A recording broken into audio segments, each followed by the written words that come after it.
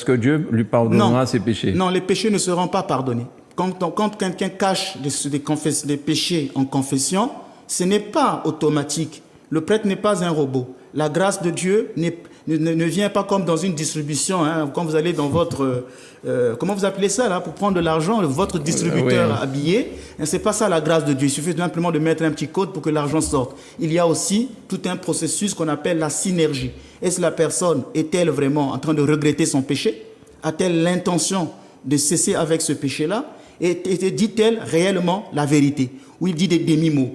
Le prêtre peut prononcer la prière et la grâce de Dieu ne descend pas. Elle n'est pas reçue. C'est comme quand on parlera du mariage. Si un mariage est fait par contrainte, même si le prêtre bénit le mariage, la grâce de Dieu ne descend pas. Donc il faut que les gens le savent. Qu'en confession, une fois que vous avez dit « je vais me confesser », il ne faut plus mentir. Et puis on ne force pas quelqu'un à se confesser, c'est interdit. On ne peut pas forcer une personne à se confesser. Mais la personne qui va librement se confesser doit se dire « je dois tout dire ».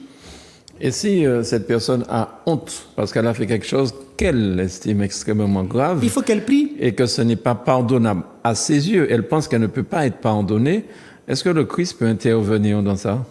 Il faut prier parce que, comme je vous disais, parfois c'est le jeu du diable. Le diable peut vous mettre de la culpabilité en vous disant tu ne seras jamais pardonné. Ou bien le diable peut dire pourquoi tu vas dire ça au prêtre? Lui-même c'est un pécheur. Souvent ce sont des suggestions diaboliques. Dans ma paroisse, j'ai écarté un homme dans ma paroisse parce qu'il disait des choses qui sont hérétiques.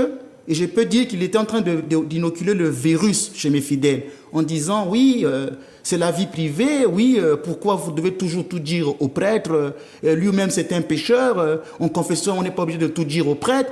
Et il commençait à inoculer ça chez des fidèles. Je lui ai simplement demandé, monsieur, de sortir de ma paroisse, de vous écarter. Ça veut dire qu'il fait le jeu du diable. Le diable, c'est celui qui se met toujours en travers, c'est le diabolos. Il vient bloquer l'œuvre de Dieu. Et quand vous voyez que la mission du prêtre, c'est une mission difficile, parce qu'il faut détecter parfois ce genre de choses. Si vous voyez que dans votre paroisse, vous avez des personnes inquiétantes, il faut les faire partir de la paroisse parce que c'est un virus qui va se propager dans l'église et tout le monde sera atteint de cette maladie. Donc normalement, il faut que la personne prie, demande la force à Dieu. Une fois que l'Esprit Saint va toucher son cœur, en confession, le prêtre l'accueille comme un fils prodigue et la personne peut tout dire au prêtre. Le prêtre n'est pas un juge. Avoir pour pouvoir confesser? Alors, le prêtre doit acquérir une grande expérience spirituelle afin de pouvoir offrir son aide spirituelle.